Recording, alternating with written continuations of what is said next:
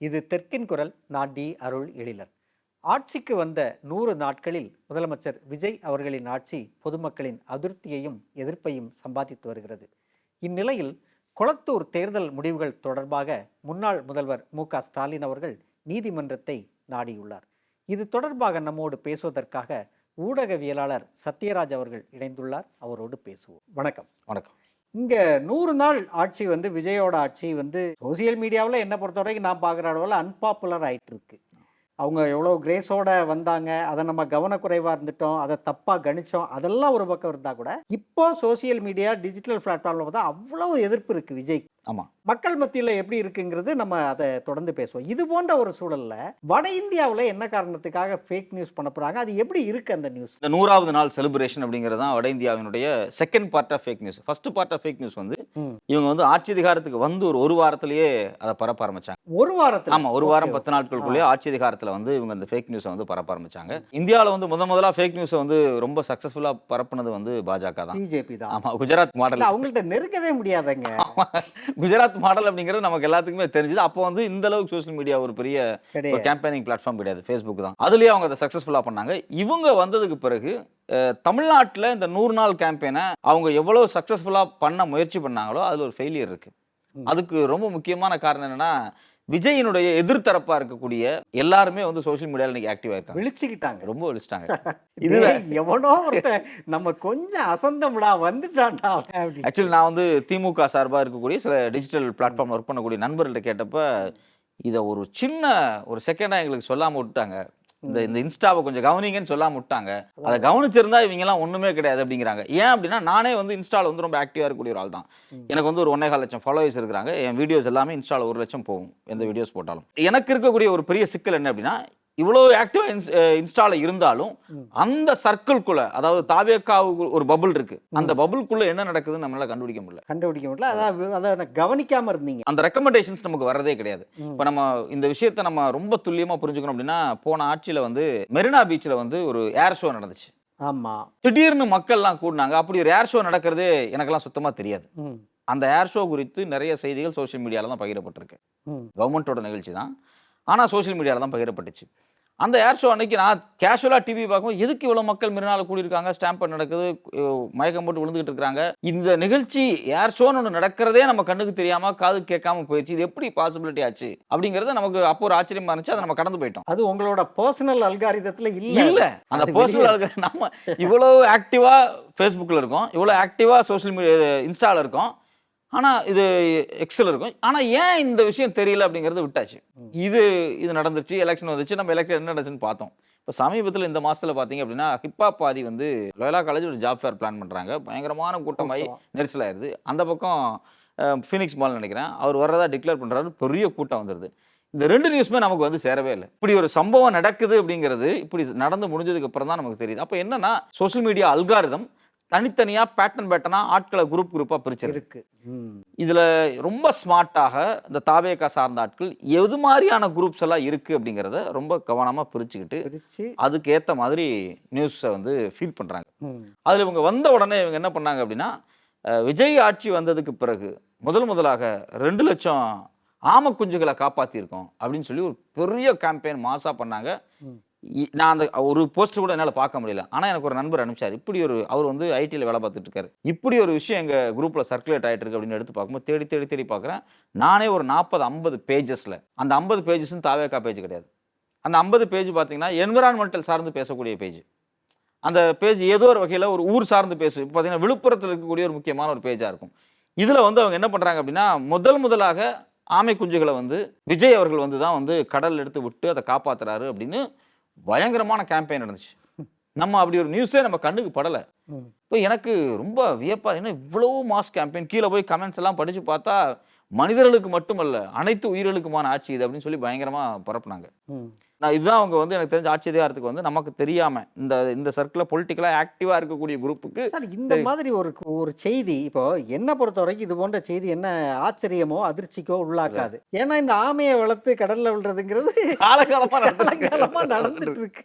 இதுல போய் ஷாக் ஆகுறதுக்கு என்ன உண்மையிலே சமூகம் ஷாக் ஆகுதா இதெல்லாம் ஆமா அது ஏன் ஷாக் ஆகுது நம்ம நியாயமா புரிஞ்சுக்கணும். என்ன அப்படின்னா சட்டமன்றம்னு ஒண்ணு யாருக்குமே தெரியாது பசங்களுக்கு, காலேஜ் பசங்களுக்கு அதை பார்க்கவே மாட்டாங்க எந்த காலத்துலயும். விஜய் சட்டமன்றத்துக்கு வர்றாரு அப்படிங்கிறதுனால முதல்ல ஒரு விஷயத்தை அவங்க பாக்குறாங்க. கீர்த்தனா தான் ஃபர்ஸ்ட் அமைச்சர் அப்படின்னு சொல்லும்போது அது அந்த சமூகம் நம்புது.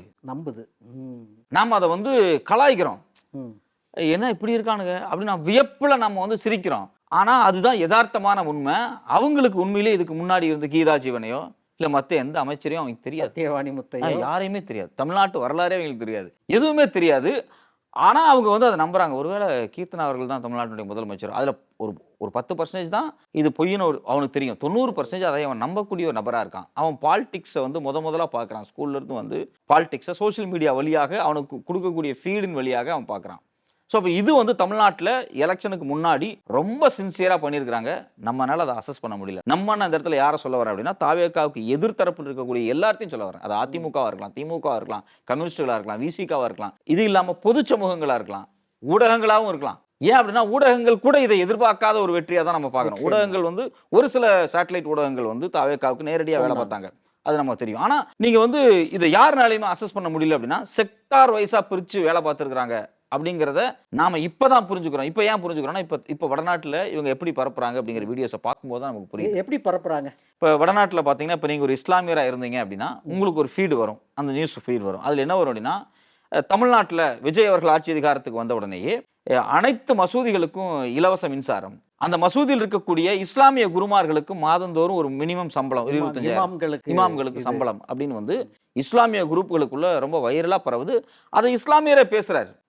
ஆனா அவர் நேர்மையான ஆளா அப்படின்னா இல்ல. அவர் வந்து ஏதோ ஒரு வகையில தமிழ்நாட்டுல இங்க இருக்கக்கூடிய இந்த தாவேகாவினுடைய அந்த ப்ரொபகண்டா மெஷினரிட்டு இருந்து காசை வாங்கிட்டு பேசக்கூடிய ஒரு நபராக இருக்கார். அதுக்கு ஒரு எக்ஸாம்பிளே இருக்கு. நீங்க வந்து ஒரு பெண் நெத்தியில குங்குமெல்லாம் வச்சுட்டு சாமியார் மாதிரி ஒரு பெண் பேசுறாங்க. அவங்க ரொம்ப பயங்கரமான, அவங்க மேல ஒரு கிரிட்டிசம் வந்துருச்சு. நீங்க வந்து விஜய்கிட்ட காசு வாங்கிட்டு பேசுறீங்க, அதுவும் விஜய்னு கூட அவங்க சொல்றது கிடையாது, விஜய் தல்பதி அப்படிங்கிறாங்க. தல்பதிங்கிறது அவங்க ஜாதின்னு நினைக்கிறாங்க. விஜய் அவருடைய பேரு, தல்பதிங்கிறது ஜாதி. சோ அந்த ஊர்ல இவர் ஒரு பெரிய ஃபார்வர்ட் காஸ்ட் போல இருக்கு. இவர் வந்து ஒரு நிலக்கிழார் போல இருக்கு.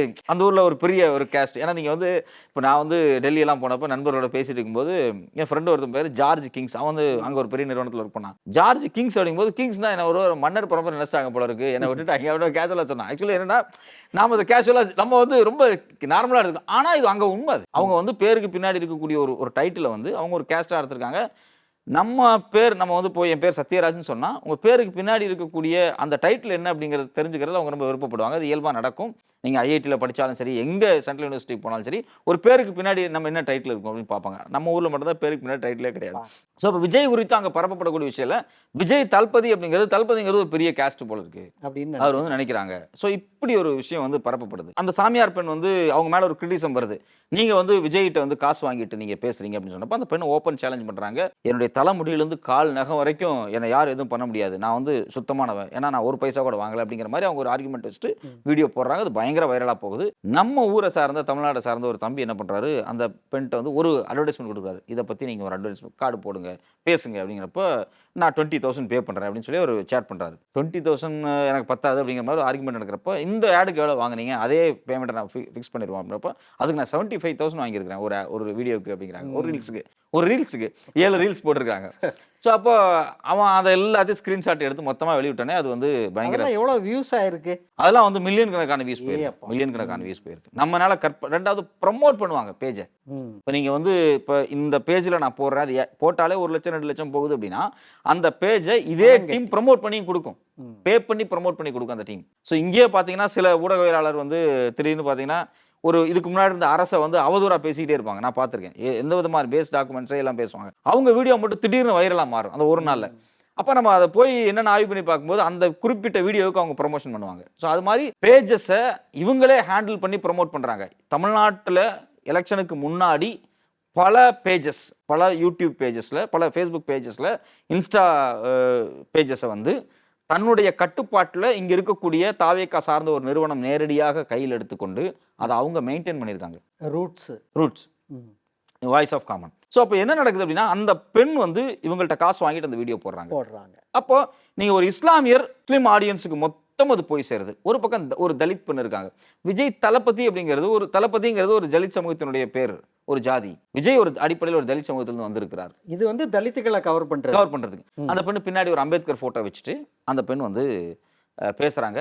தமிழ்நாட்டில் அம்பேத்கரை அவமதித்தால் 1 ஆண்டு ஜெயில், நீங்க வந்து 10 லட்ச ரூபா ஃபைன் கட்டணும். இது இல்லாம உங்க குடும்பத்துக்கே அரசு வேலை என்னைக்குமே கிடையாது. இது அதிரடி சட்டமாக தமிழ்நாட்டில் கொண்டு வரப்பட்டு நடைமுறைக்கு வந்திருக்குன்னு அவ்வளவு கான்ஃபிடென்ட்டா பேசுறாங்க. அவ்வளவு ஃபயரு. கீழே கமெண்ட்ஸை போய் நிறைய ஹிந்தியில தான் இருக்கு. நம்ம அதை டிரான்ஸ்லேட் கொடுத்து இங்கிலீஷ்லாம் படிச்சு பார்த்தோம்னா அதை வந்து இவர் வந்து இந்தியாவினுடைய தேவதூதன். ஆமா, தேவதூதன், பிரதமராக வரணும். குஜராத்தில் இருக்கக்கூடிய ஒரு ஆட்டோ டிரைவர் சொல்றான், இவர் குஜராத்துக்கு பிரதமராக சீஃப் மினிஸ்டராக வரணும் அப்படின்னு பேசுறாங்க. அப்போ இது எல்லாமே ஒரு மிகப்பெரிய செட்டப். இப்போ நீங்கள் இந்துத்துவா குழு இருக்குன்னா அந்த இந்துத்துவா குழுக்கு அவங்க ஒரு ஃபீடு கொடுக்குறாங்க. அந்த ஃபீடு என்னன்னு பார்த்தீங்க அப்படின்னா, விஜய் வந்தது பிறகு மாடே வெட்ட முடியாது, மாடு வெட்டுவதற்கு தடை போட்டார் அப்படின்னு. அதை ஒரு பையன் காவியெல்லாம் யாரை திருப்திப்படுத்த? பிஜேபி, ஹிந்துத்துவ பிஜேபி ஆட்கள், ஒரு பெரிய செக்டர் பிஜேபி. சமூகத்தின் எல்லா தரப்பையும் பாரபட்சமே கிடையாது. வலதுசாரிகளை இடதுசாரிகளை எல்லாத்துக்கும். நீங்க வந்து கொஞ்சம் வீக்கான மைண்ட் இருக்கக்கூடியவங்க, கொஞ்சம் தேடி பார்க்க கூட முடியாத வேலையில பிஸியா இருக்கக்கூடிய மக்கள் இந்த இன்ஸ்டா ரீல்ஸை பார்த்தோன்னே அவங்களுக்கு வந்து ஒரு பயங்கர கூஸ்பம்ஸ் ஆயிருதுன்னா, இவ்வளோ பெரிய விஷயம் நடந்திருக்கு, நமக்கு எதுவுமே தெரியல, பாரு அங்கே ஒரு பெரிய மாற்றமே பண்ணிட்டு இருக்காங்க, என்னென்னமோ நடந்துகிட்டு இருக்கு அப்படின்னு. இப்போ நீங்க வந்து ஏஐ வீடியோஸை வந்து இறக்குறாங்க. அதில் அந்த ஏஐ வீடியோஸ் என்ன சொல்லப்படுது அப்படின்னா, ஜியோவில் வந்து விலை வந்து அதிகமாக இருக்கு. விஜய் நேரடியாக ஒரு ஃப்ளைட், அவரோட ஒரு பர்சனல் ஜெட் எடுத்துட்டு நேரடியாக அம்பானி வீட்டுக்கு போய் அம்பானி மிரட்டி விட்டுட்டு வந்தாரு. எனக்கு எந்த உலகத்தில் நான் வாழ்றீங்க அப்படின்னு தோணுது. அப்போ நீங்கள் வந்து இது இன்னொரு விஷயம் நான் உங்களுக்கு சொல்ல விரும்புகிறேன். இந்த இன்ஸ்டா ரீல்ஸ் போட்ட யாருமே விஜயனுடைய ஒரு படத்தை கூட பார்க்க மாட்டாங்க. ஒரே ஒரு படத்தை கூட பார்க்க மாட்டாங்க, பார்த்தது கிடையாது இது வரைக்கும். விஜய் ஒரு சினிமா நடிகர், அதுவும் ஃபேமஸான சினிமா நடிகர் அப்படிங்கிறது இந்த இன்ஸ்டாகிராம் இன்ஃப்ளூயன்சர்ஸுக்கு இப்போதான் தெரிய வரும். தமிழ்நாட்டில் நான் சொல்றது நார்த்தில் இருக்கவங்களுக்கு. இப்போ நேற்றுக்கு மதுரை பக்கத்தில் ஒரு தோழர் எனக்கு ஒரு வீடியோ எடுத்து அனுப்புறாரு. நேற்றுக்கு மதுரையில் ஒரு பையன் சைக்கிளில் நின்றுட்டு இருக்காரு. அவர் வந்து நான் வந்து இந்தியா முழுக்க ஒரு அமைதி பேரணியாக சைக்கிளில் போகிறேன் அப்படிங்கிறத அவருடைய டிராவல் தான் காமிக்கிறார். பின்னாடி விஜய் ஃபோட்டோ ஒட்டியிருக்காரு பெருசாக. அவரோட பேசிட்டு இருந்த என்னுடைய நண்பர்கள் தான், அவரோட பேசிட்டு இருந்த நண்பர்கள் பின்னாடி இருக்க விஜய் ஃபோட்டோ பார்க்கல. திடீர்னு ஒரு தோழர் விஜய் ஃபோட்டோ பார்த்துட்டு ஆச்சரியப்பட்டு அப்புறம் கேட்குறாரு, ஒரு நார்த் இந்தியன், நீங்க விஜயோட எந்தெந்த படம் உங்களுக்கு ரொம்ப பிடிக்கும்னா, ஜனநாயகன் ஒரு படம் வந்தது கூட அவர் தெரியாது. விஜயை பத்தி எந்த படமே பார்க்கல, விஜயை பத்தி எந்த தகவலுமே தெரியாது. ஆனா நீங்க இந்தியா முழுக்க இப்படி ஒரு சைக்கிள்ல டிராவல் பண்ண உங்களுக்கு பட்ஜெட் தான், உங்களுக்கு ஒரு பட்ஜெட் ஒதுக்கப்படும். ஒரு 50 பேர் 20 பேர் அங்கங்க பைக்ல நீங்க வந்து ஹிமாலயா வரைக்கும் விஜயை பத்தி கரப்ஷன் ஒழிப்பு அப்படின்னு சொல்லி போர்டு வச்சுட்டு நீங்க போனா உங்களுக்கு பட்ஜெட் எவ்வளவுதான், 4 லட்சம் 5 லட்சம் கொடுத்துறேன், நீங்க வந்து ஒரு டைம் எடுத்துங்க போயிட்டு வாங்க அப்படின்னு. ஸோ அப்போ இது வந்து இந்த இன்ஸ்டா இன்ஃப்ளூயன்சஸ் மட்டும் இல்லாம நீங்கள் தன்னார்வலர்னு சொல்லிட்டு இருக்கக்கூடிய சில பேர்த்துக்கெல்லாம் பணம் கொடுத்து இது மாதிரி போக வைக்கக்கூடிய வேலையை ரொம்ப தொடர்ச்சியாக ரொம்ப ஸ்ட்ராங்காக அவங்க செய்கிறாங்க. நீங்கள் வந்து அம்பானியை மிரட்டிட்டாரு, மோடியை போய் நேரடியாக மிரட்டிட்டாரு. இப்போ அமித்ஷா வந்தார். அமித்ஷா வந்தப்போ அமித்ஷா வந்து வந்திருக்கும்போது அமித்ஷாவும் விஜயும் பேசுகிற மாதிரி ஒரு ஃபோட்டோ வெளியே வருது. இந்த ஃபோட்டோ தாவேகா பேஜஸில் எப்படி வருது அப்படின்னா, அமித்ஷா யோசிக்கிறாராம், ஐயோ பயம், இவன்கிட்ட பேசலாமா வேணாமா, ஏதாவது பண்ணிடுவானா நம்மளே, அவர் பயப்படுற மாதிரி ஒரு போட்டு அமித்ஷாவே பயந்துட்டாரு. அது வந்து அவ்வளோ பேர் லைக் பண்ணுறாங்க, அவ்வளோ பேர் அதை வந்து ரொம்ப ஃபயர் விட்டு பார்க்குறாங்க. அப்போ நீங்கள் ஒட்டுமொத்தமாக தமிழ்நாட்டு வரலாற்றிலேயே இவ்வளோ பெரிய ஃபேக் கேம்பெயின் வந்து இது வரைக்கும் நடந்தே கிடையாது. நம்ம பண்ண ஒரு பெரிய மிஸ்டேக்காக நான் சொல்கிறது, ஒரு ஊடகவியலாளராக நாம் வந்து கவனிக்காமல் விட்டது எங்கே அப்படின்னா, இதுக்குள்ளெல்லாம் பெனிட்ரேட் பண்ணி போகணும் அப்படிங்கிறதே நமக்கு தெரியாமல் போயிடுச்சு. நமக்கு தெரியல, வெறுமனே இது இருந்தா போதும் அப்படின்னு மட்டும் நினைச்சோம். ஆமா, நாம வந்து என்ன நினைக்கிறோம், குறைஞ்சபட்ச மக்களுக்கு மனசாட்சி இருக்கும் அப்படின்னு நினைக்கிறோம். ஒரு யூடியூப்ல பேசக்கூடிய ஒருத்தனுக்கு குறைஞ்சபட்ச மனசாட்சி இருக்கும்ல, நமக்கு 10 லட்ச ரூபா பணம் கொடுத்தாலும் ஒரு பொய் செய்தியை போட முடியாதுல்ல, எப்பா இதெல்லாம் இப்படிப்பா போட முடியும்னு தான் கேட்பாங்க. ஆனா இல்ல, எதுவுமே தெரியாம பணத்தை வாங்கிட்டு மனசாட்சியே இல்லாம எவ்வளவு பெரிய பொய்யை வேணாலும் அடிச்சுடுவாங்க அப்படிங்கிறது மக்கள் பண்ற சத்தியங்களை கூட நம்ப முடியாது, எதுவுமே நம்ப முடியாது. இந்தி மண்டலங்கள்ல டிஜிட்டல் பிளாட்ஃபார்மை ரொம்ப வெற்றிகரமாக யூஸ் பண்ணுறது பிஜேபி தான். ஆமாம், அந்த இடத்துல போய் விஜய் தான் பிரதமர் அப்படின்னு டிவிகேக்காரங்க பண்ணும்போது அது ஒன்று பிஜேபியை கடுப்பாக்குமா அல்லது காங்கிரஸை கடுப்பாக்குமா? இவங்க யாருக்காக பண்ணுறாங்க? கர்நாடகா டைம்ஸ் அப்படின்னு ஒரு பேஜ் இருக்கு, கர்நாடகாவில் ரொம்ப வேகமாக பரவக்கூடிய ஒரு பேஜ். அதில் 90% பாஜகவை பற்றி மட்டும்தான் ஆட் போட்டுக்கிட்டே இருப்பாங்க. இப்போ அந்த பேஜில் ஒரு 10% விஜயை பற்றி ஆட் போடுறாங்க. அதில் ஒரு கார்டு பார்த்தீங்கன்னா, விஜய் வந்து மொத்தமாக 300 நாளில் 71 லட்சம் கோடிக்கு மேலே இன்வெஸ்ட்மெண்ட்ஸை கொண்டு வந்துட்டார் அப்படிங்கிறாங்க. அது இந்தியாவோட பட்ஜெட்டே 71 லட்சம் கோடி. இந்தியானாலே மொத்தமாக கொண்டு வர முடியாது, நீங்கள் ஆசியானாலே கொண்டு வரது கஷ்டம். பட் ஆனால் அந்த கார்டு வந்து ரொம்ப வைரலாக போகுது. அது மாதிரி இது வந்து ஒரு ஃபேக், ஒரு மாடரேட்டான ஒரு ஃபேக். அதாவது இந்த ஒரு படத்தில் சொல்லுவாங்க, ஒரு பொய்யை சொல்லணும்னா அதில் பாதி உண்மை இருக்கணும் அப்படிம்பாங்க. பாதி உண்மை பொய்யை விட ஆபத்தானது. இதை வந்து ஜெயமோகன் அவருடைய விஷ்ணுபுரம் நாவல் எழுதிப்பார். நான் ஜெயமோகனுக்கே சொல்லுவேன், ஜெயமோகனே பாதி உண்மை தான் பேசுறாரு அப்படின்னு நான் சொல்லுவேன். ஆனால் அது உண்மைதான், அவரே பாதி உண்மை தான் பேசுவார். பாதி உண்மை பொய்யை விட உண்மையிலே பெரிய ஆபத்தானது, பயங்கர வீரியமா ஓடும். நீங்க வந்து முழு உண்மை பொய் பேசுனீங்கன்னா கூட கண்டுபிடிச்சலாம். அதோட வேகத்துக்கு நம்ம ஈடு கொடுக்க முடியாது. எப்பவுமே நீங்க வந்து அது இயல்பு தானே. இப்போ ஒரு கிராமத்தில் நம்ம வசிக்கிறோம்னா ஒரு பொய் வந்து அந்த கிராமத்துக்குள்ள வேகமா பரவும். ஆனா உண்மையை வந்து விலக்கி சொல்றது ரொம்ப கஷ்டமா இருக்கும். ஸோ இந்த பொய் ரொம்ப வீரியமா பரவுது. இந்த கர்நாடகா டைம்ஸ் நான் எடுத்து பார்க்கும்போது எனக்கு ரொம்ப ஆச்சரியமா இருக்கு. விஜயை புகழ்ந்து பாஜக பேஜ்ல எதுக்கு இவ்வளவு வருது?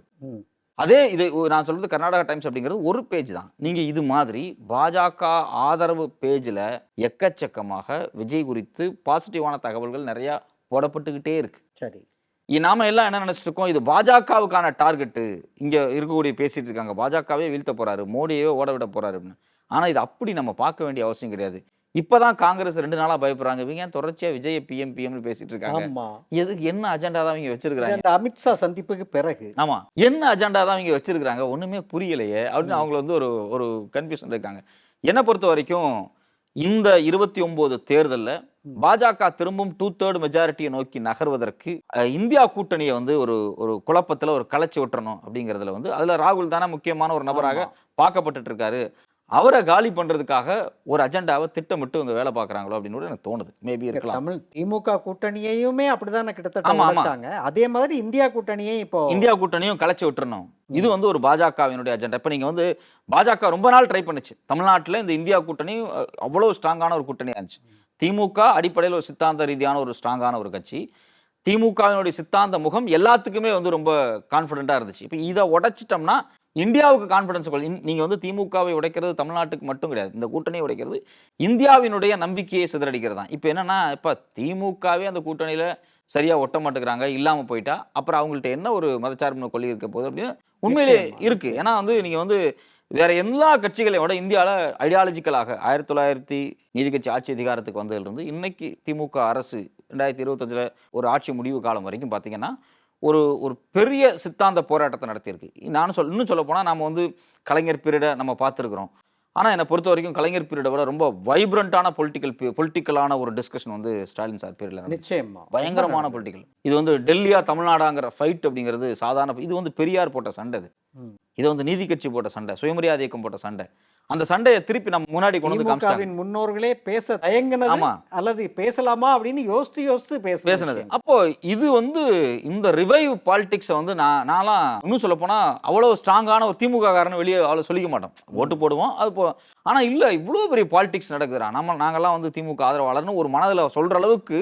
நிச்சயமா ஆமா, நான் வந்து என் மொழியை காப்பாற்றியவனும், என் இனத்தை காப்பாற்றியவனும், என் பண்பாட்டை காப்பாற்றியவனும், என் கலாச்சாரத்தை காப்பாற்றியாகும் போது எனக்கு யார் முன்னாடி நிற்கிறாங்க அப்படின்னா இந்த கட்சி தான் நிற்குது அப்படிங்கிற சண்டையை வந்து இந்த 5 ஆண்டுகளில் நம்ம ரொம்ப தெளிவாக பார்த்தோம். இந்த கொள்கை பிடிப்பு இருக்கு பார்த்தீங்களா, இந்த பிடிப்பை பாஜக காலி பண்ணணும்னு நினைக்குது. அது உண்மையிலேயே வந்து விஜயை வந்து பர்டிகுலராக அவர் சிபிஐ என்கொயரிக்கு போயிட்டு வந்ததுக்கு பிறகு அவர் பயங்கர சந்தோஷமாகவும் கொண்டாட்டமாகவும் தான் வர்றாரு. யாராவது இது வரைக்கும் நம்ம சிபிஐ என்கொயரிக்கு போயிட்டு கொண்டாட்டமா மக்கள்கிட்ட டாட்டா காமி சந்தோஷமா அந்த நம்பரை பார்த்தோம். அப்போ அவரு கூட ஏதோ ஒரு டீல் பேசப்பட்டிருக்கு. கரூர்ல இருந்து வரும்போது இல்லாத மகிழ்ச்சி. அப்போ நீங்க என்ன சொல்றீங்க, நீங்க வருவீங்க இந்த தடவை, உங்களுக்கு நாங்க சில அட்ஜஸ்ட்மெண்ட்ஸ் பண்றோம், அதுக்கப்புறம் நாங்க சொல்றது நீங்க செய்யுங்க, நீங்க வந்து எங்களை எதிர்க்க வேண்டாம். இது ஒரு விதமான ஸ்ட்ராட்டஜி தானே. பாஜகவை வாயே திறக்காம எதிர்க்காம அமைதியா இருக்கிறது அப்படிங்கிறது ஒரு ஸ்ட்ராட்டஜியா ஃபாலோ பண்ணி இப்போ இந்தியா கூட்டணி தமிழ்நாட்டில் உடைச்சிருக்காங்க. ஸோ இப்போ இதை வந்து பேன் இண்டியா லெவலில் செய்யறதுக்கான வேலைகள் கட்டாயம் நடக்கிறதுக்கான வாய்ப்பு உண்டு. காங்கிரஸ் எல்லாம் இன்னும் நம்பிட்டு இருக்கிறாங்க, இவர் வந்து பயங்கரமா பெருசா காங்கிரஸுக்கு உதவியா இருப்பார் அப்படின்லாம். கடைசியில் அவங்க நிலைமைலாம் ரொம்ப பாவப்பட்ட நிலைமையா இருக்க போகுது. உண்மையிலே கண்ணீர் விட்டு அழப்போறாங்க, என்னடா இப்படி பண்ணிட்டாங்களே அப்படின்னு. ஏன்னா இவங்களுடைய அஜெண்டாவே வேற மாதிரி இருக்கு. இவங்க பொய் செய்தி அப்படிங்கிறது சவுத் இந்தியா முழுக்க ரொம்ப ஸ்ட்ரக்சரா பண்றாங்க. கேரளால எப்படியாவது இந்த பார்ட்டி அவங்களுடைய தாவேகா வந்து ஒரு சலசலப்பான, அதாவது அங்க இருக்கக்கூடிய காங்கிரஸ் இந்தியா கூட்டணியை ஒரு நெகிழ்வு கொண்டு வரதுக்காக ஒரு எஸ்டாப்ளிஷ்மெண்ட் உருவாக்குறதுக்கு முயற்சி பண்ணிகிட்டே தான் இருக்கிறாங்க. ஸோ இப்போ இந்த முயற்சி, இதுக்கு பின்னாடி ஏதோ ஒரு பெரிய லாபி இருக்குது. நீங்கள் வந்து ஒரு அரசியல் கட்சிக்கு பின்னாடி ஒரு மிகப்பெரிய மூலதன லாபி இல்லைன்னா இவ்வளவு பொய் செய்தியை பரப்ப முடியாது. இப்போ நீங்கள் வந்து இங்கே உட்காந்துக்கிட்டு தமிழ்நாட்டில் உட்காந்துக்கிட்டு ரூட்ஸோ இல்லை இங்கே இருக்கக்கூடிய வாய்ஸ் ஆஃப் காமனோ மட்டுமே இதை செய்யலை. இதை ஆந்திராவில் செய்யறதுக்கு, இதை கர்நாடகாவில் செய்யறதுக்கு, இதை வந்து மத்திய பிரதேசம் செய்யறதுக்கு ஒரு பெரிய குழு, இந்தியா லெவலான பேன் இந்தியா லெவலான ஒரு குழு வந்து ரொம்ப ஸ்ட்ராங்காக செயல்படுது. இதுக்கெல்லாம் எவ்வளவு சார் செலவு பண்ணுவாங்க? பயங்கரம் கோடிக்கணக்கில். நீங்கள் என்ன சொல்றீங்க, ஒரு ரீல்ஸுக்கு 75,000 மினிமம். நான் சொல்லுவேன் மினிமம் பேக்கேஜ். பல்லாயிரம் கோடி செலவு. ஒரு பொண்ணுக்கு வந்து 10 லட்சம் ரூபா கொடுக்குறாங்க அப்படிங்கும்போது அந்த பொண்ணு வந்து இந்த 100 நாளுக்கு 10 லட்ச ரூபா அந்த பொண்ணுக்கு போகுது. அந்த 100 நாளில் போட்ட ரீல்ஸுக்காக அந்த பொண்ணுக்கு 10 லட்சம் கொடுக்குறாங்க. நான் எடுத்து பார்த்தது எனக்கு தெரிஞ்ச ஒரு 20 வீடியோக்கு மேலே எடுத்து பார்த்துருப்பேன். அது நிறைய ஹிந்தி நமக்கு புரியல. அப்போ நீங்கள் பெங்காலில் வந்து வீடியோ எனக்கு காமிச்சிருக்கு. கண்டிப்பாக பெங்காலில் ஒரு 10-20 பேர்த்த பிடிச்சி இன்ஃப்ளூயன்ஸ் பண்ணி, நான் சொல்கிறது இன்ஃப்ளூயன்ஸஸ்க்கு மட்டும். இது இல்லாமல் ஃபேஸ்புக் பேஜ், இது இல்லாமல் இண்டிவிஜுவல் பேஜஸ், நீங்கள் அவங்க எப்படி பண்ணால் தமிழ்நாட்டை அவங்க எப்படி அவங்க டேக்கிள் பண்ண விதம்னா, நீங்கள் ஒவ்வொரு மாவட்டத்துக்குள்ளே போனாங்க. இப்போ நீங்கள் வந்து ஒரு திருப்பூர்னு ஒரு ஏரியா இருக்குது அப்படின்னா, திருப்பூரில் காங்கேயம் ஒரு பகுதி இருக்குன்னா, காங்கேயத்துக்குன்னு தனியாக காலமாட மையமாக வச்சு அதை வந்து ப்ரைஸ் பண்ணுற மாதிரி ஒரு குரூப்பை ரெடி பண்ணி வச்சுருப்பாங்க சில பேர். அந்த குரூப்பை காசு கொடுத்து வாங்கி அது வந்து காலமாடை பற்றி போட்டுக்கிட்டே இருக்கிறது. எலெக்ஷனுக்கு முன்னாடி விஜய்க்காக அந்த பேஜ் கேம்பெயின் பண்ணும். இப்போ நீங்கள் நம்ம ஒவ்வொரு ஊர்லேயும் இப்போ நீங்கள் கோவில்பட்டி போனீங்கன்னா கள்ளமிட்டாய்க்காக 2 பேஜ் வச்சுருப்பான். கோவில்பட்டியை பற்றி ஒரு சில விஷயங்கள் அந்த பேஜில் இருக்கும். கன்னியாகுமரி பற்றி ஒரு பேஜ் இருக்கும். இதில் எல்லாத்துலேயும் இவங்க ஸ்ட்ராங்காக ப்ரொமோஷன் பண்ணியிருக்காங்க. அப்படின்னா இந்தியா முழுக்க இதை ப்ரொமோஷன் பண்ணுறதுக்கு பாஜக RSSஐ விட இவங்க அதிகமாக செலவு பண்ணுறாங்க. அப்படின்னா இவங்களுக்கு இவ்வளோ பணம் எங்கேருந்து வந்தது? அது ரொம்ப முக்கியமான ஒரு கேள்வி. இப்போ பாஜக RSSஐ இந்த 10 ஆண்டுகளில் தேர்தலுக்கு 1 லட்சம் கோடி செலவு பண்ணியிருக்காங்க. அவங்களுடைய இன்ஃப்ராஸ்ட்ரக்சர், அவங்களுடைய டிஸ்ட்ரிக்ட் ஆஃபீஸு, அவங்களுடைய ஸ்டேட் லெவல் ஆஃபீஸு, அது இல்லாமல் சென்ட்ரல் ஆஃபீஸு எல்லாம் சேர்த்து ஒரு ஒயர் எஸ்டிமேஷனும் ஒரு வருஷத்துக்கு முன்னாடி போட்டிருந்தாங்க. 1.25 லட்சம் கோடி அவங்க செலவு பண்ணியிருப்பாங்க ப்ரொபகண்டா மெக்கானிசத்துக்கு. எனக்கு தெரிஞ்சு அதுக்கு அடுத்தபடியாக பாஜகவுக்கு இணையாக ஒரு பெரிய ப்ரொபகண்டா மெக்கானிசத்தில் இவ்வளோ பெரிய பணத்தை செலவு பண்ணக்கூடிய தாவேகாவாக இருக்கும். உண்மையிலேயே தாவேகாவுக்கு மிகப்பெரிய ஃபண்டு பின்னாடி இருந்து ஒர்க் பண்ணிட்டு இருக்குது. அந்த ஃபண்டெல்லாம் யாருன்னு கண்டுபிடிக்கணும். அது இந்தியாவிலேருந்து அந்த ஃபண்டு வருதா, இல்லை வெளிநாட்டிலேருந்து அந்த ஃபண்டுகள் வருதா, எதற்காக, என்ன அஜெண்டா இதுக்கு பின்னாடி இருக்குது, பாஜகவை எப்படி தக்க வைக்கிறதுக்கு இவங்க என்ன வேலை பார்க்குறாங்களா அப்படிங்கிறதெல்லாம் விசாரிக்கப்பட வேண்டிய ஒரு விஷயமா இருக்குது. பதவி ஏற்கும்போது சொன்னார், நான் மட்டும்தான் ஒரே அதிகார பீடம், அதிகார மையம் அப்படின்னு சொன்னார். அரசுக்கு எப்போவுமே இயல்பாகவே ஒரு அதிகார மையம்ங்கிறது இருக்க தான் செய்யும்.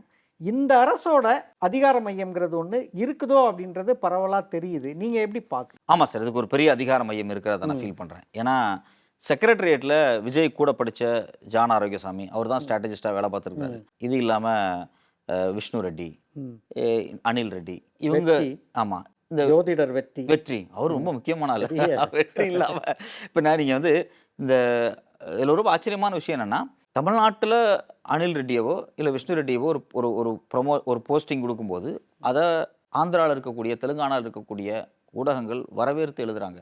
ஃபேஸ்புக்கில் வந்து ஒரு பெரிய கேம்பெயின் அவருக்கான ஒரு வரவேற்பை பெறுது. அப்படிங்கும்போது அப்போது அந்த செக்ரட்டரியேட்டுக்குள்ளே நடந்துட்டு இருக்கக்கூடிய லாபி யார், இவங்கெல்லாம் எதுக்காக உள்ள உட்காந்துருக்காங்க? அரசு நிகழ்ச்சிகளில் இவங்க கலந்துக்கிறாங்க.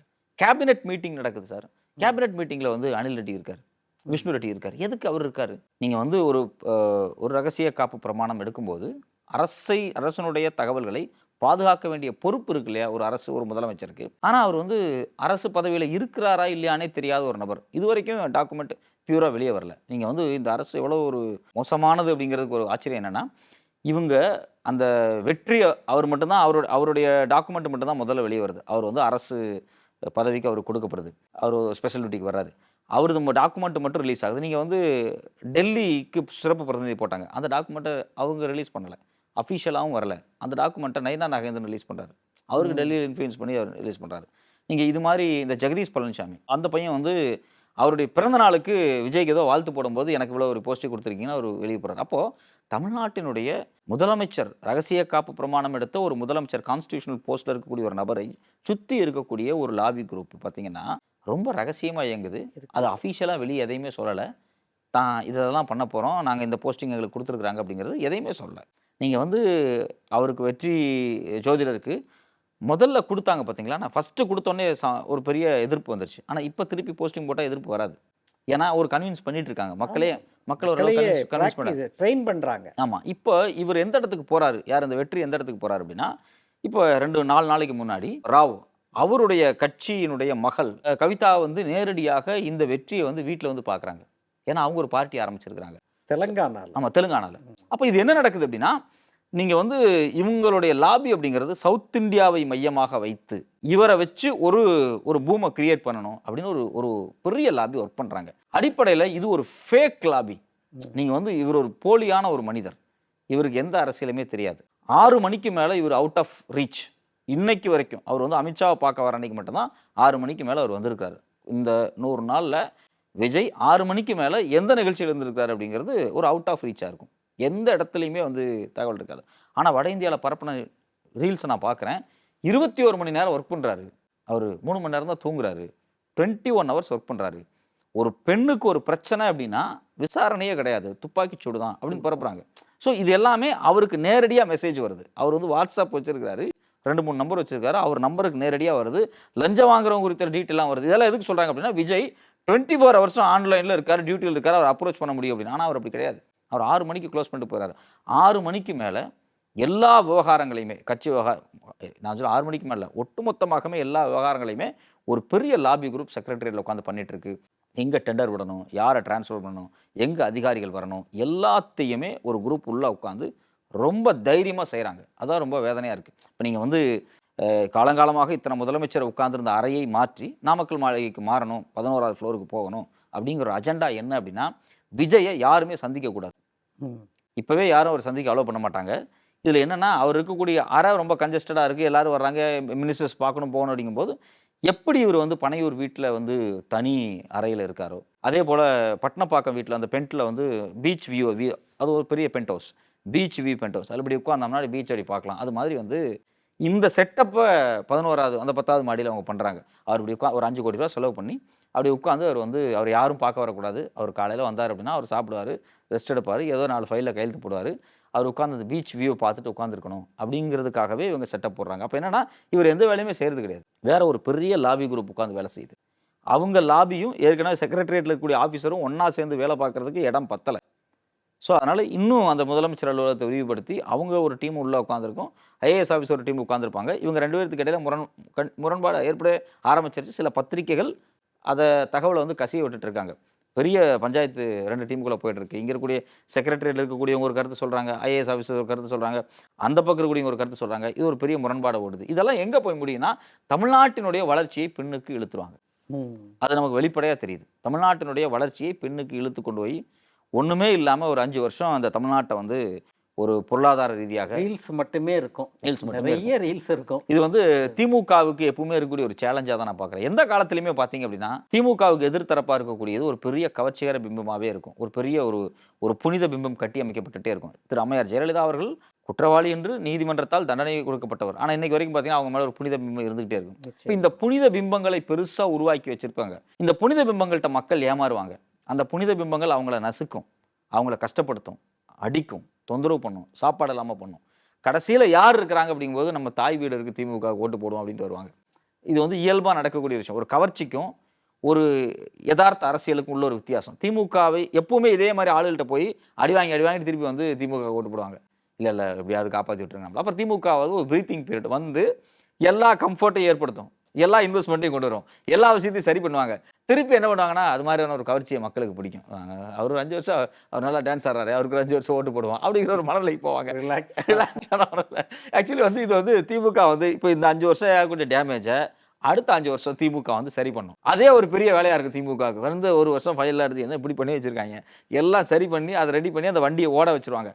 நல்லா ஓடுற வண்டியில் ஏறி உட்காந்துட்டு ஜாலியாக அந்த வண்டியை டேமேஜ் பண்ணிட்டு போவாங்க. அப்புறம் திருப்பி வந்து சரி பண்ணுவாங்க. இது வந்து வழக்கமாக திமுகவுடைய ஹிஸ்ட்ரி எடுத்து பார்த்தீங்கன்னா அப்படி தான் இருக்கும். யார்கிட்டயாவது அடி வாங்கி வந்து உட்காந்து மக்கள் அழுவாங்க, ஐயா ரொம்ப டார்ச்சர் பண்ணிட்டாங்க, எங்களுடைய காப்பாற்றுங்க அப்படின்னு. இது வந்து இயல்பாக நடக்குது. அதனால் வந்து இந்த லாபி வந்து நம்ம வந்து ஒரு அதிகார வட்டமாக மட்டும் பார்க்காம தமிழ்நாட்டினுடைய 100 ஆண்டு கால வளர்ச்சியை காலி பண்ணக்கூடிய ஒரு லாபி தான். அதுக்கு ஒரு சின்ன எக்ஸாம்பிளோட சொல்லி நான் அதை முடிக்கிறேன். அப்படின்னா, அரசு ஆசிரியர்கள் ஒழுங்காக வேலை செய்கிறதே இல்லை அப்படின்னு வட இந்தியாவில், தமிழ்நாட்டில் அரசு ஆசிரியர்கள் ஒழுங்காக வேலை செய்யலை அப்படின்னு ஒரு பெரிய கேம்பெயின் நடக்குது. அந்த அரசு ஆசிரியர்களுக்கு 60,000 சம்பளம் இருந்தாங்க. இந்த 60,000 சம்பளத்தை விஜய் கட் பண்ணி 12,000 மாற்றிருக்காரு, குறைச்சிட்டாரு. இப்போ ஆச்சரியமாக நான் பார்க்குறேன்னா, தமிழ்நாட்டினுடைய அரசு ஆசிரியர்கள், அரசு பள்ளிக்கூடங்களுடைய பலம் என்னன்னு தெரியாமல் இப்படி ஒரு ஃபேக் நியூஸை கிரியேட் பண்ணுறீங்களா அப்படின்னு வேதனையாக இருக்குது. ஏன்னா அவங்க ஊரில் அரசு பள்ளியே இருக்காது, உண்மையிலே கிடையாது. நான் வந்து இப்போ எங்கள் ஊர் பக்கம்லாம் நான் வந்து திருப்பூர் அந்த ஏரியாவிலேருந்து வர்றேன். எங்கள் ஊரில் வட இந்தியர்கள் வந்து தங்குவாங்க, வாடகைக்கு வீடெல்லாம் எடுப்பாங்க. அவங்களுக்கு இந்த ஊர் ஒரு சிங்கப்பூர் மாதிரி. உண்மையிலே அவங்க ரொம்ப சந்தோஷப்படுவாங்க, ப்ரொக்ரெசிவாக இருக்கும். இப்போ எங்கள் அம்மாவும் எங்கள் ஒய்ஃபும் ஒன்றா உட்காந்து பேசிகிட்டு இருந்தால் அவங்க ரொம்ப ஆச்சரியமாக பார்ப்பாங்க, என்னடா மாமியார் மருமகளும் ஒன்றா உட்காந்து பேசிகிட்டு இருக்காங்க, அங்கே உட்காந்து பேச முடியாது. தலையை நீங்கள் வந்து முக்காடு மாதிரி ஒரு துணி போடாமல் இருக்க முடியாது. தரையில உட்கார்ந்து இருக்கதே அவங்க ஒரு மாதிரி. ஸோ அப்போ இந்த ஒரு ப்ரொக்ரெசிவ் மனநிலையை பார்க்கறதுக்கு அவங்களுக்கு ரொம்ப ஆச்சரியமா இருக்கு. போனால் வேலை கிடைக்கும். நீங்கள் வந்து தமிழ்நாட்டில் எந்த மூலைக்கு போனாலும் ஒரு வேலை கிடைக்கும். ஒரு நாளைக்கு 500 சம்பாரிச்சிடலாம், 800 சம்பாரிச்சிடலாம் அப்படிங்கிறத அவங்களால ரொம்ப இயல்பாக செஞ்சிட முடியும். இப்போ இந்த செட்டப் எல்லாமே இந்த 100 ஆண்டு காலம் உருவானது. இங்கே இருக்கக்கூடிய பியூரோக்ரஸியாக இருக்கட்டும், இங்கே இருக்கக்கூடிய அரசினுடைய எல்லா திட்டங்களும் இவ்வளவு சிறப்பாக தமிழ்நாட்டில் தொடர்ச்சியாக செயல்பட்டு இன்னைக்கு தமிழ்நாடு ஒரு பெரிய முக்கியமான மாநிலமாக மாறுது அப்படின்னா அது காரணம் நீதி கட்சி காலத்திலிருந்து போடப்பட்ட பார்ப்பனர் அல்லாதார் அரசியல் தான். நீங்க அந்த அரசியல் என்ன பண்ணுது அப்படின்னா இங்க இருக்கக்கூடிய பிசி, எம்பிசி, எஸ்சி, எஸ்டியை இந்தியாவினுடைய தமிழ்நாட்டினுடைய அனைத்து பியூரோக்ரஸிகளையும் கொண்டு வந்து திணிக்குது. கலைஞர் காலத்திலும் திணிக்கிறாரு, அண்ணா காலத்திலும் உள்ள கொண்டு வராங்க, நீதி கட்சி காலத்திலும் கொண்டு வராங்க.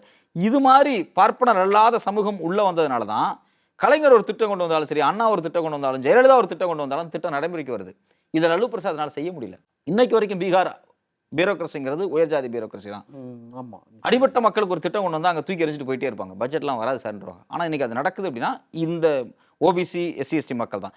இந்த ஓபிசி, எஸ்சி, எஸ்டி மக்கள் இன்னைக்கு பியூரோக்ரஸியில் உட்கார்ந்ததுக்கு காரணம் அரசு பள்ளிக்கூடங்கள் தான். அந்த அரசு பள்ளிக்கூடங்கள் இல்லை அப்படின்னா இன்னைக்கு வந்து இந்த பிசி, எம்பிசி மக்கள் இருக்க மாட்டாங்க. இன்னைக்கு அதுக்கு எதிரான ஒரு நேரேஷன் செட் பண்றீங்க, கிரியேட் பண்றாங்க. இன்னைக்கு நேத்து சட்டமன்றத்தில் கூட நான் என்ன கேட்கிறேன் அப்படின்னா இந்தியாவுக்கு சோறு போட்டிருக்கக்கூடிய மாநிலம் தமிழ்நாடு.